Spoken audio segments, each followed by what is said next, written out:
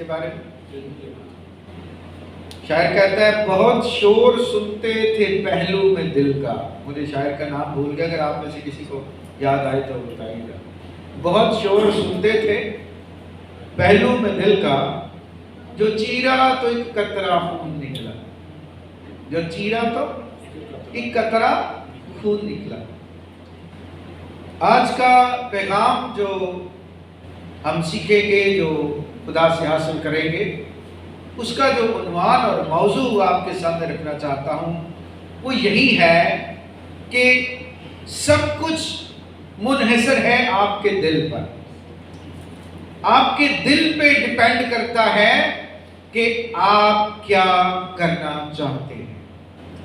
اور خدا کی عدالت، خدا کی محبت اور خدا کی برکت بھی ڈیپینڈ کرتی ہے آپ کے دل پر. اگر آپ کا دل درست ہے، اگر آپ کا دل راست ہے، اگر آپ کا دل خدا سے وفادار ہے تو برکت پائے گا، زندگی پائے گا، سلامتی پائے گا.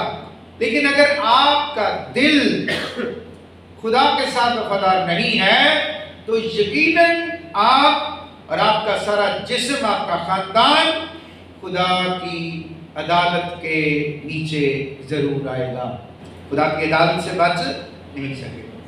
اور آج جو آیات ہم نے تلاوت کی ہیں اعمال کی کتاب میں سے، بڑی مشہور کہانی، بڑا مشہور واقعہ ابتدائی کلیسیا کے اندر. اور آج بھی لوگ جب اس واقعے کو پڑھتے ہیں تو رونگٹے کھڑے ہو جاتے ہیں. لیکن وہ تو تب کھڑے ہوں گے جب ہم سوچ کے پڑھیں گے، سمجھ کے پڑھیں گے. اگر صرف کہانی سمجھ کے پڑھیں گے، روٹین سمجھ کے پڑھیں گے کہ آج میں نے اعمال کی کتاب کا 5واں باب پڑھا ہے، قاضی صاحب پوچھیں کہ اس میں کیا تھا، تو بھول گیا ہوگا، پتہ نہیں ہوگا، کیونکہ ہم نے تو روٹین پوری کی ہے. لیکن اگر بائبل کو، خدا کے کلام کو وفاداری سے، سمجھ سے پڑھیں گے تو یقیناً ہمیں سیکھنے کو سبق ملے گا. اس واقعے کے اندر ایک کردار پطرس کا ہے اور دوسرا کردار حنانیہ اور تیسرا سفیرہ کا، جو مین کردار ہے اس میں، جن کے گرد یہ ساری کہانی گھومتی ہے. اب یہ دور وہ تھا جب خداوند یسوع مسیح کے آسمان پر جانے کے بعد لوگ مسیح پر ایمان لا رہے تھے، یسوع مسیح کو قبول کر رہے تھے، اور قبول کرنے کے بعد ان کے جو خاندان تھے، جو جس بھی قوم سے وہ تعلق رکھتے تھے، وہ ان کو اپنے گھروں سے نکال رہے تھے. یونانی اور رومی اور یہودی، اگر کوئی ان کا بچہ، کوئی بھائی، کوئی بہن مسیح کو قبول کر لیتا تو وہ انہیں اپنے خاندان سے خارج کر دیتے، نکال دیتے. اور اگر کوئی خاندان یسوع مسیح کو قبول کر لیتا تو ان کی برادری ان کو اپنی برادری میں سے خارج کر دیتی. ان کا جائیدادوں کے ساتھ کوئی تعلق واسطہ نہیں رہتا تھا. تو لوگ جو مسیح پر ایمان لا رہے تھے، بہت سے وہ تھے جن کے پاس کچھ نہیں تھا، وہ خالی ہاتھ خداوند یسوع مسیح پر ایمان لے کے جماعت میں، ایمانداروں میں شامل ہوئے تھے. لیکن وہیں ایسے لوگ بھی تھے جو بڑے مالدار تھے، جن کے پاس زمینیں تھیں، جن کے پاس گھر تھے، اور انہوں نے یہ سوچ کر کہ اگر ہم نے اپنا حصہ نہ بیچا تو یہ ہمارا خاندان لے جائے گا، انہوں نے کیا کیا؟ انہوں نے اپنی جائیدادیں، اپنے گھر، اپنی قیمتی چیزیں بیچی اور پیسے لا کر رسولوں کے قدموں میں رکھ دی. لٹرلی یہاں پہ آپ پڑھ سکتے، لکھا ہے کہ انہوں نے اپنی جائیدادیں بیچی اور پیسے لا کر کہاں رکھ دیے؟ رسولوں کے قدموں میں. اس کا مطلب یہ ہے کہ جو جائیداد ہے، دولت ہے، خدا تو بڑی دور کی بات ہے، جو خدا کے لوگ ہیں ان کے لیے بھی پیسوں اور جائیدادوں کی جگہ کہاں ہے؟ خدا کے لوگوں کے قدموں میں. انہوں نے تجوریوں میں نہیں، لاکرز میں نہیں، کہاں رکھی؟ خدا کے رسولوں، یسوع مسیح کے رسولوں، خدا کے بندوں، شاگردوں کے قدموں میں لا کے رکھ دی. کہا جناب یہ آپ کے پاس لائے ہیں، آپ ہمارے استاد ہیں، آپ جیسے بہتر سمجھتے ہیں اس کو خرچ کریں.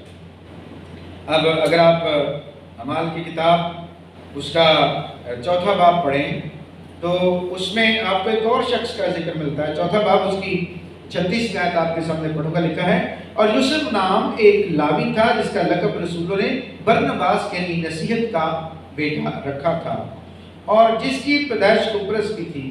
اس کا ایک کھیت تھا جسے اس نے بیچا اور قیمت لا کر رسولوں کے پاؤں میں رکھ دی۔ کون شخص تھا یہ؟ برنباس، قبرص کا رہنے والا تھا، اور اس نے اپنا ایک کھیت بیچا اور پیسے لا کر رسولوں کے پاؤں میں رکھ دیے۔ اب یہ بات بڑی پھیل گئی، لوگوں نے دیکھا کہ بڑا اچھا بندہ ہے، اور اس نے اپنی ساری جائیداد بیچ کر پیسے کہاں لا کے رکھ دیے؟ رسولوں کے پاؤں میں۔ اب یہ جو حنانیہ اور سفیرہ، جائیداد ان کے پاس بھی تھی، انہوں نے سوچا کہ اب برنباس کی سب تعریف کر رہے ہیں۔ کیا کر رہے ہیں؟ سب تعریف کر رہے ہیں۔ لوگوں نے کہا ہوگا واقعی میں برنباس بہت اچھا ہے، اور رسولوں نے لوگوں کو بتایا ہوگا کہ وہ لوگ جن کے پاس کھانے پینے کے لیے نہیں ہے، اس بھائی کی مدد کی وجہ سے اب ہم سب کھانے پینے کے لائق ہو گئے۔ تو حنانیہ اور سفیرہ نے سوچا کہ کیوں نہ ہم بھی اپنی جائیداد بیچیں اور لا کر پیسے رسولوں کو دیں، اور لوگوں میں پتہ چلے کہ ہم نے بھی اچھا کام کیا ہے۔ کیا کیا جی؟ ہم نے اچھا کام کیا ہے۔ اب انہوں نے انسپریشن کہاں سے حاصل کی تھی؟ برنباس سے۔ یہ کس سے متاثر ہوئے؟ برنباس سے۔ اور متاثر ہونے کے بعد اب ان کا دل، میں نے شروع میں آپ کو بتایا کہ یہ جو دل ہے اسی کا معاملہ ہے سارا۔ اگر یہ وفادار ہے، اگر یہ راست ہے، درست ہے، تو پھر خدا سے برکت ملے گی۔ اگر یہ دل راست اور وفادار نہیں ہے تو پھر نہ لوگوں سے کوئی تعریف مل سکتی ہے اور نہ ہی خدا سے۔ اب اس سے پہلے کہ ہم آگے بڑھیں، میں آپ کو بتانا چاہتا ہوں کہ حنانیہ عبرانی نام ہے اور اس کا مطلب ہے خدا نے دیا ہے۔ حنانیہ کا کیا مطلب ہے؟ خدا نے دیا ہے۔ اور سفیرہ اس کا مطلب ہے خوبصورت پتھر، جامنی جسے کہتے ہیں۔ یہ نیلے رنگ کا ہوتا ہے، اس کا جو لفظی مطلب وہ ہے نیلا۔ کیا ہے؟ اور نیلا رنگ عبرانیوں کے نزدیک، یہودیوں کے نزدیک، اسرائیلیوں کے نزدیک بڑی اہمیت کا حامل ہے، کیونکہ جو نیلا رنگ ہے یہ آسمان اور سمندر کو ظاہر کرتا ہے۔ آپ نے کبھی دیکھا اسرائیل کے جھنڈے کے اندر جو سٹار آف ڈیوڈ بنا ہوا وہ کس کلر میں؟ بلو کلر میں۔ کس میں؟ نیلے رنگ میں۔ تو نیلا رنگ ان کے نزدیک یہ بھی ظاہر کرتا ہے کہ یہ خدا اور انسان کو ملاتا ہے۔ آسمان کا رنگ بھی نیلا ہے، سمندر کا رنگ بھی نیلا ہے۔ تو نیلا رنگ جو ہے وہ خدا اور انسان کے ملاپ کو ظاہر کرتا ہے کہ خدا انسان تک رسائی کرتا ہے، انسان تک پہنچتا ہے، اور پھر انسان جو ہے وہ بھی خدا تک رسائی حاصل کر سکتا ہے۔ یہ خدا اور انسان کے درمیان تعلق کو ظاہر کرتا ہے۔ کس کو جی؟ خدا اور انسان کے درمیان تعلق کو ظاہر، اور وہ تعلق کیسا ہے؟ اب سفیرہ کے نام کا مطلب بڑا خوبصورت ہے۔ سفیرہ کے نام کا مطلب ہے وفادار، خوبصورت اور خدا کے ساتھ اچھے تعلقات ظاہر کرنے والا۔ لیکن اگر ہم سفیرہ کی زندگی کو دیکھیں تو وہ بڑی الگ نظر آتی ہے، اور میں یہ سمجھتا ہوں کہ یہ دونوں جو میاں بیوی تھے، ان کے نام کے اندر ایک ایماندار کی پوری کہانی ہم پڑھ سکتے ہیں۔ خدا نے دیا ہے، ہمیں اس کے ساتھ وفادار رہنے کی ضرورت ہے۔ یہ حنانیہ اور سفیرہ کے نام کا مطلب ہے۔ حنانیہ خدا نے دیا ہے، اور سفیرہ کا مطلب ہے خوبصورت، وفادار۔ تو اگر خدا نے دیا ہے تو ہمیں خدا کے ساتھ وفادار رہنے کی ضرورت ہے، لیکن ان کی زندگی میں ہمیں کچھ اور نظر آتا ہے۔ انہوں نے جب اپنی جائیداد بیچی تو اس کی بیوی نے اس کے ساتھ مشورہ کیا یا نہیں، لیکن یہاں یہ لکھا ہے کہ اس کی بیوی جانتی تھی کہ حنانیہ نے کچھ حصہ رکھ دیا پیچھے چھپا کے، اور پھر ایک حصہ لا کر کہاں رکھا ہے؟ رسولوں کے قدموں میں، رسولوں کے پاؤں میں، جس طرح سارے کر رہے تھے۔ اب یہاں یہ لکھا نہیں ہے کہ رسولوں نے یہ قانون بنایا تھا یا لوگوں نے خود اس کو اپنا لیا تھا، لیکن موسٹ پروبلی جو غالب خیال ہے وہ یہ ہے کہ لوگوں نے خود اپنی مرضی سے اس طریقے کو اختیار کیا تاکہ دوسرے لوگوں کی مدد ہو سکے، جو گھر سے نکال دیے گئے ہیں، جو اکیلے ہو گئے ہیں، جن کے پاس کھانے پینے پہننے کو کچھ نہیں ہے۔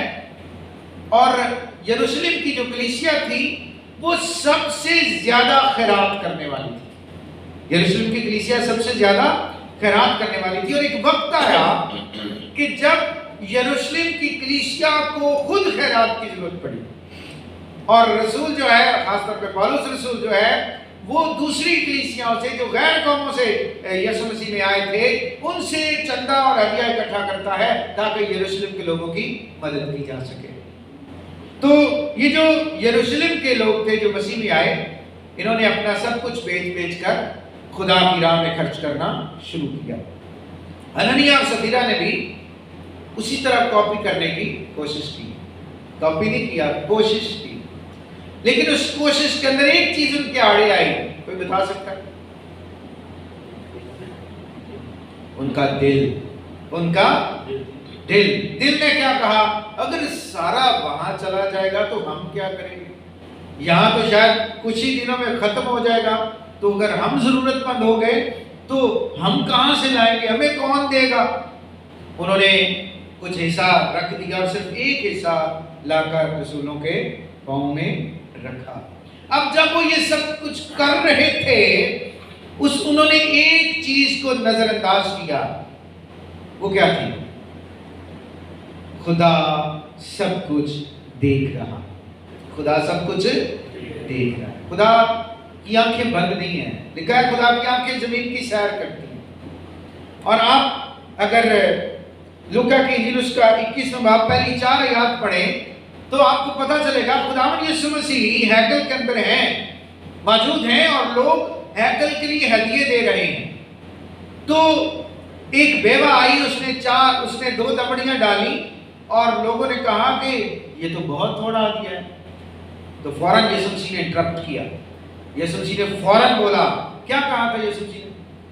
اس نے تو اپنا سب کچھ دے دیا۔ اس نے کہا کہ she gave her everything۔ یہ لفظ انگریزی میں بڑا قابل ہے، everything سے کیا مراد ہے؟ ہر چیز، کچھ بھی پاس نہ رکھنا۔ لکھا ہے یسوع مسیح نے کہا اس نے تم سے زیادہ دیا ہے کیونکہ تم نے اپنے مال کی بہتات میں سے دیا۔ اگر میرے پاس 100 روٹیاں ہیں، 50 روٹیاں ہیں، اس میں سے میں 2 یا 3 کسی کو دے دوں گا، مجھے فرق پڑے گا؟ نہیں پڑے گا۔ اگر میرے پاس 2 ہی ہیں اور میں 2 ہی کسی کو دے دوں گا تو پھر فرق پڑے گا؟ ضرور پڑے گا۔ لیکن یہ بڑی خوبصورت بات ہے، بائبل مقدس کہتی ہے کہ جو غریب کو کھانا کھلاتا ہے، جو کسی ضرورت مند کی ضرورت پوری کرتا ہے، جو کسی یتیم پر رحم کرتا ہے، وہ خدا کو قرض دیتا ہے۔ کس کو قرض دیتا ہے؟ خدا کو۔ اس کا مطلب یہ ہے حنانیہ اور سفیرہ خدا کے کلام کو پڑھنے والے تھے، سمجھنے والے تھے، سیکھ رہے تھے، اور پھر انہوں نے لوگوں سے بھی سیکھا جو اپنی جائیداد بیچ کے لا رہے تھے۔ ایک چیز نظر انداز کر گئے کہ جو قاعدہ ہم نے بنایا ہے، کلیسیا نے بنایا ہے، اس کے مطابق ہمیں چلنے کی ضرورت ہے۔ اور شاید دنیا سے ہم چھپا سکتے ہیں، ہم کلیسیا سے چھپا سکتے ہیں کہ میں نے کیا دینا ہے یا میرے پاس کیا ہے، لیکن خدا سے چھپا نہیں سکتے۔ یسوع مسیح دور بیٹھے تھے، انہیں نہیں پتا کہ اس بیوہ نے کیا ڈالا، لیکن یسوع مسیح سب کچھ دیکھتا ہے۔ یاد رکھیں، خدا کی آنکھیں ہمارے دل اور گردوں اور خیالوں کو جانتی ہیں، جانچتی ہیں۔ اور زبور بڑے خوبصورت الفاظ میں کہتا ہے کہ تو میرے خوابگاہ کی چھان بین کرتا ہے، تو دور سے میرے خیالوں کو جانچ لیتا ہے، جان لیتا ہے، میں تجھ سے چھپ نہیں سکتا۔ تو حنانیہ اور سفیرہ کی کہانی، یہ واقعہ ہمیں سب سے پہلے اس بات کی طرف توجہ دلاتا ہے کہ خدا سب کچھ جانتا ہے، اور اگر خدا سب کچھ دیکھتا ہے، سب کچھ جانتا ہے، تو ہم کچھ بھی پیچھے رکھیں گے تو خدا کی نظر سے چھپ نہیں سکتا. اگر خدا جانتا ہے سب کچھ، ایوری تھنگ، پھر ہمیں بھی ہر لحاظ سے خدا کے ساتھ وفادار رہنے کی ضرورت ہے. اگر ایک پورشن، ایک حصہ بھی ہم پیچھے رکھیں گے تو خدا ناراض ہوگا، خدا ناراض ہوگا. اور یہاں ایک اور بات بڑی خوبصورت ہے، سیکھنے کی ہے. پطرس ان کو کہتا ہے کہ جب تک وہ جائیداد بیچی نہیں گئی تھی، کیا وہ تمہاری نہیں تھی؟ تمہارا اس پر اختیار تھا، لیکن جب تم نے بیچ دی ہے اور دل میں ارادہ کیا ہے کہ ہم بھی برنباس کی طرح یہ رقم لا کر خدا کے کام کے لیے دیں گے، تو پھر اس پر تمہارا اختیار نہیں رہا، پھر وہ تمہاری نہیں رہی.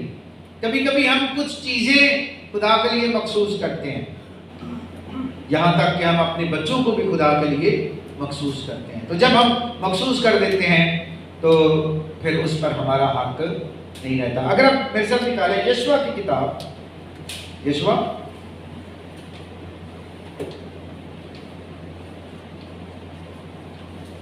اس کا 7واں باب، اس کے اندر بالکل ایسا ہی ایک گناہ ایک شخص نے کیا. اس کا نام عقد تھا. یہاں حالات یہ تھے کہ بنی اسرائیلی جو تھے وہ ای پر حملہ کرنے والے تھے. ای ایک جگہ کا نام تھا. انہوں نے حملہ کیا اور ان کے لوگ جو ہیں وہ مضبوط اور طاقتور ہونے کے باوجود ہار گئے، اور ای کے لوگوں نے اسرائیلیوں کو مارا اور رگیدا.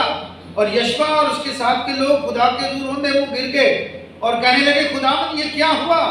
کیا تو ہمیں یہاں مرنے کے لیے لایا ہے؟ لوگ کیا کہیں گے، غیر قومیں کیا کہیں گی؟ تو 10ویں آیت میں لکھا ہے اور خداوند نے یشوع سے کہا اٹھ کھڑا ہو، تو کیوں اس طرح اوندا پڑا ہے؟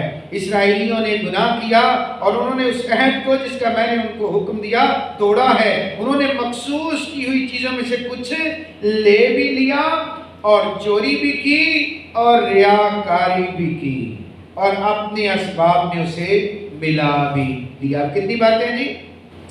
مخصوص کی ہوئی چیزوں میں سے کچھ لے بھی لیا، ایک چوری بھی کی، 2 ریاکاری بھی کی، 3 اور اپنے اسباب میں شامل کر لیا، 4. اب جو چیز ہم خدا کے لیے مخصوص کر دیتے ہیں یا ایک بار ہم خدا سے وعدہ کر لیتے ہیں، یاد رکھیں ضروری نہیں ہے کہ ہم پیسے یا کسی شخص، جب ہم کوئی وعدہ ہی خدا سے کر لیتے ہیں تو اس وعدے کو پورا کرنا ہم پر فرض ہے. اس وعدے کو ہم بھلا نہیں سکتے، اس وعدے کو نظر انداز نہیں کر سکتے، کیونکہ پھر اس کے بعد وہ وعدہ ہمارا نہیں بلکہ کس کا ہے؟ خدا کا. اور اگر ہم اسے پورا نہیں کریں گے تو ہم چوری بھی کریں گے، خدا کے حصے کو اپنے ساتھ اپنے حصے میں شامل بھی کر لیں گے، ریاکاری بھی کریں گے. اور یہی حنانیہ اور سفیرہ بھی کر رہے تھے کہ پہلے تو حصہ پاس رکھ لیا اور پھر ریاکاری کی، لوگوں کے سامنے جا کر اچھا بننے کی ایکٹنگ بھی کی کہ جی ہم نے بڑا اچھا کام کیا ہے. کچھ پیسے رسولوں کے پاؤں میں رکھ دیے اور لوگوں سے تعریف حاصل کرنے کی کوشش کی. لیکن خدا سب کچھ جانتا ہے. کیا آپ نے سیکھا ہے کہ خدا سب کچھ جانتا ہے. اور دوسری اہم بات جو ہم اس سے سیکھتے ہیں وہ یہ ہے کہ ہمارے ہدیے جو ہیں یہ زمین پر حاصل ہونے والی تعریف کے لیے نہیں ہیں. ہدیے اس لیے نہیں ہیں تاکہ پادری صاحب کہیں کہ فلاں شخص بہت اچھا ہے، وہ بہت ہدیہ دیتا ہے چرچ کے لیے، خدا کے کام کے لیے بہت خرچ کرتا ہے. یہ اس لیے نہیں ہے. ہدیے اس لیے نہیں ہے کہ لوگ کہیں کہ فلاں شخص بڑا دیالو ہے، فلاں شخص جو ہے وہ بڑا دان کرنے والا ہے. ہدیے اس لیے نہیں ہے، یہ خدا کے ساتھ کیے ہوئے وعدے کو پورا کرنے کے لیے. اور یہ جو دینا ہے، دینے کا تعلق ہمارے دل سے ہے. شروع میں نے کہا کہ سارا معاملہ کس کا ہے؟ اگر ہمارے دل میں سے بات نہیں اٹھتی تو ہم کلام سنتے رہیں، ہم واقعات سنتے رہیں، کبھی ہم خدا کو دینے کے لیے تیار نہیں ہوں. لیکن اگر دل میں احساس پیدا ہوگا تو پھر بیوہ کی طرح سب کچھ دینے کے لیے تیار ہو جائیں گے. اگر دل خدا کے ساتھ وفادار نہیں ہے تو حنانیہ اور سفیرہ کی طرح کیا کریں گے؟ زیادہ مال پیچھے چھپا دیں گے، رکھ دیں گے اور پھر ایک حصہ لا کر खुदावंद के सामने रखेंगे और एक्टिंग करेंगे। खुदा को एक्टर पसंद नहीं है, याद रखें। लोगों को शायद एक्टर पसंद होते हैं। आप में से कौन कौन अच्छी एक्टिंग कर लेता है? कर लेते हैं? एक्टर कौन होता है? एक्टर वो होता है जो बुनियादी तौर पर कोई और किरदार निभा रहा होता है। वो खुद वो किरदार नहीं होता, लेकिन वो कोई किरदार निभा रहा होता है। इसका मतलब ये है कि कलीसिया के अंदर हननिया और सफीरा की तरह बहुत से अदाकार और अदाकाराएं मौजूद हैं जो आज भी एक्टिंग करते हैं लोगों के सामने और खुदा के सामने भी करने की कोशिश करते हैं। अब अगर कोई डायरेक्टर है पहले से जिसने कहानी लिखी हुई है और वो खुद जानता है कि इसको क्या क्या करना है और कैसे करना है, अब उसके सामने अगर कोई एक्टर आके कहेगा कि ये जो कुछ मैंने किया ये बिल्कुल सही किया है, तो डायरेक्टर को गुस्सा आएगा या नहीं आएगा? अब खुदा जो है वो हमारी जिंदगी का प्रोड्यूसर भी है, वो हमारी जिंदगी का डायरेक्टर भी है, वो हमारी जिंदगी का सलाहकार भी है, मुहैया करने वाला भी है, हमें सिखाने वाला भी है। अब अगर उसके सामने आकर हम कहें कि आज हमने अच्छी एक्टिंग की है, हम बड़े कामयाब हो गए हैं, तो फिर उन्हें गुस्सा होना कि नहीं होना? फिर उन्हें फड़ सोटा लेना है, तो फिर सारी एक्टिंग उन्हें ठोना पुत्र है कि नहीं? कैसी है चिकार है कि नहीं? ये बिल्कुल दुरुस्त है। हननिया और सफीरा ने अदाकारी करने की कोशिश की कि हम शायद अच्छे एक्टर साबित हो सके, हम शायद अच्छे अदाकार बन जाएं, लेकिन खुदा के सामने जो कैरेक्टर है वो छुप नहीं सकता। हम कुछ भी बनने की कोशिश करें, खुदा से छुप नहीं सकते।